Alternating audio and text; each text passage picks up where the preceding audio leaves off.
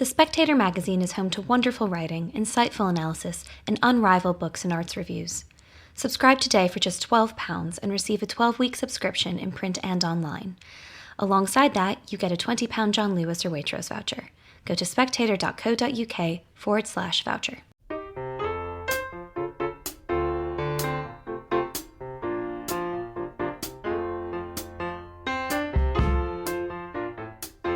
Hello and welcome to Coffee House Shots, the Spectator's daily politics podcast. I'm Patrick Gibbons and today I'm joined by the Spectator's political editor Katy Balls and former political secretary to Tony Blair John McTernan. The future of British steel continues to dominate the news during Easter recess. At the start of the day there was some confusion about the raw materials needed to keep the site going, but the government has confirmed that they've secured them. Visiting the site in Scunthorpe today, Deputy Prime Minister Rayner was able to say that the furnaces would continue to burn. But the question remains, for how long? John, the government have been quite confident over their handling of the crisis. Is Rayner's visit a further show of this? Yes, I think so. And you've got a government now which has shown confidence internationally over Ukraine, over the relationships with President Trump, cutting aid to put into defence, all kinds of things, real confidence internationally.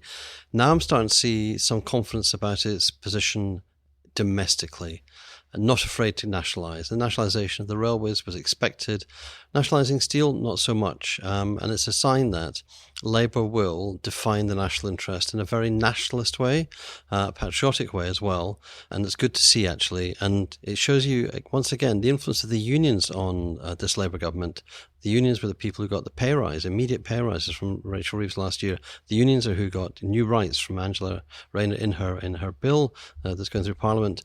And now Community, one of the most moderate unions in the Labour Party, is getting one of its desires, which is the maintenance of steel with the guarantee, a government guarantee, a guarantee of nationalisation underpinning it.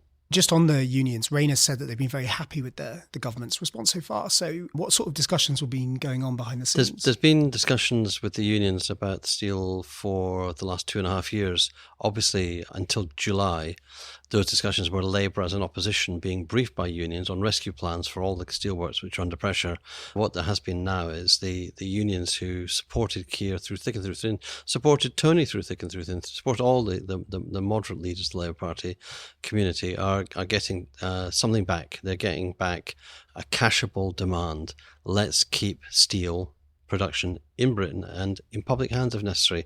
And I think that pragmatism, maybe it's almost Blairite, what matters is what works. And Katy, for all the talk of Labour's direction since the election, will the government be quite happy that this is something tangible they can point to reassure their traditional base? I think so. And also, if you think about the timing of the Saturday sitting, now, of course, the line from the government is they only realised later in the week that they needed to make this decision.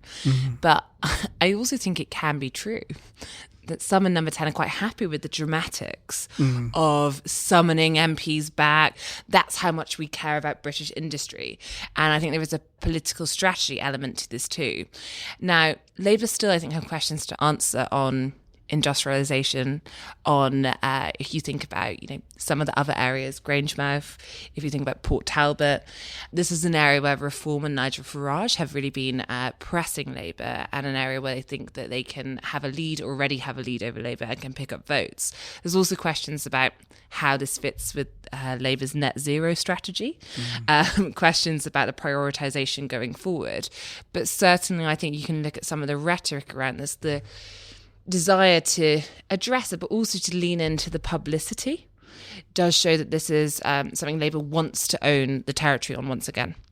John, no one wants a crisis necessarily, but it's not unhelpful to Labour that this is happening, say, 2.5 weeks out from the local elections. Yeah, never waste a crisis is the best advice you can have in politics.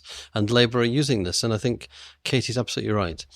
The sense of theatre was palpable at the weekend. You saw MPs putting onto social that they were getting onto flights. They weren't complaining they were coming back from holiday.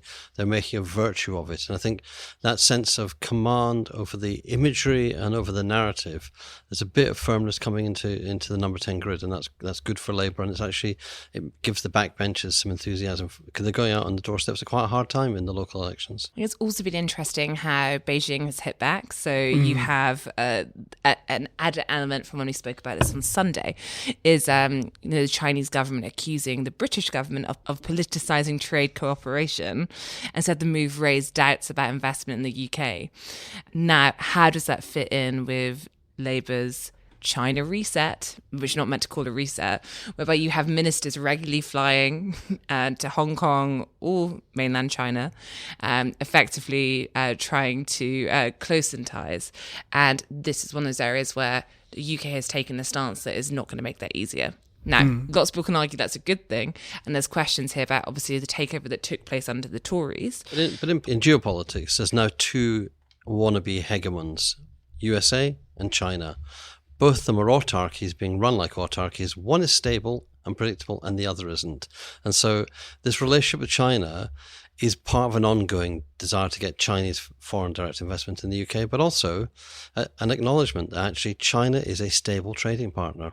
And you know when China will react politically, and you know what it will react politically. So it's much more, you can plan for it. You can plan for the outrage. You can plan for what you're going to do. You can plan that steps down the line. And so I think the modern relationship with China that the Labour government's pursuing is going to be, get deeper and deeper. Now, the other big news story this afternoon has been the news that the Birmingham bin strike will continue as workers overwhelmingly have rejected a pay deal with the Labour-run City Council. Katy, how embarrassing is this for Labour, or is this very much seen as a sort of separate issue, something being dealt with by the council, not the government? I think it is embarrassing. Two things can be true. Lots of true things today on this podcast. Another thing that... another thing. Yeah, exactly. But you can see it as a separate issue. It's a specific Labour council. But of course, if this is on the BBC homepage, the story, Birmingham bin strike to continue is deal rejected. That is a Labour council, Labour run, and it does not reflect well on the Labour Party. And I think lots of people looking in on this are not getting into the specifics of, that's not completely fair or reflective. And yes, Wes Streeting's not been very nice about the Labour run council. People are not paying that much attention, and therefore it's a problem. John, should the government be doing more to try and end this dispute? Look, in the end, any strike can be broken if the desire of the employers is strong enough. The employers could bring in people to clear the refuse on a public health basis. They can do a whole set of escalations, and they should make the case, really. I think there's not just the principle that the refuse should be collected because of hazard to public health coming into this hot weather now. They should be thinking there's a principle at stake here, which is the dispute at the heart of this is paying equal money to women workers. It's an equal pay dispute that triggered all this. And Birmingham is a stressed council, been under stress through bad management in the past. But there needs to be a distance with devolution, which is that it's their bed. They've made it, they've got to lie in it. But there should be the firm action. It's quite funny. We've got a Labour mayor who's distanced from this because they don't have the power to cut through the Gordian knot. And this thing is looking for action at a local level, and this was going to be a running sore for Labour, I suspect, over the next 4 years. If you give more power to devolved authorities, whether it is the Scottish Parliament or the Senate in Wales, or it is city region mayors, the accountability should lie with them and the buck should lie with them. And at the moment, there is a danger, and Katie's right about this, of this being, there's local elections coming. What's the big story about local councils? It's Birmingham. It's a Labour-run council.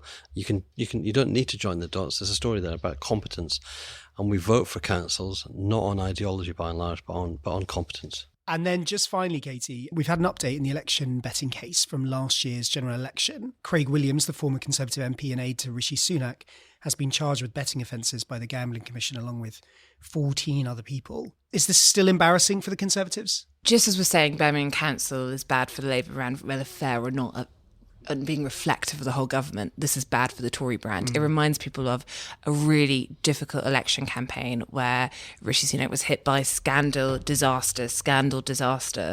And this is another sense of the Tories being in it for themselves. And, we can not get into the specifics of this case right now and as it's been looked at, but it's not what Kemi Badenoch needs. And if I was Kemi Badenoch, I'd have wanted this case heard sooner.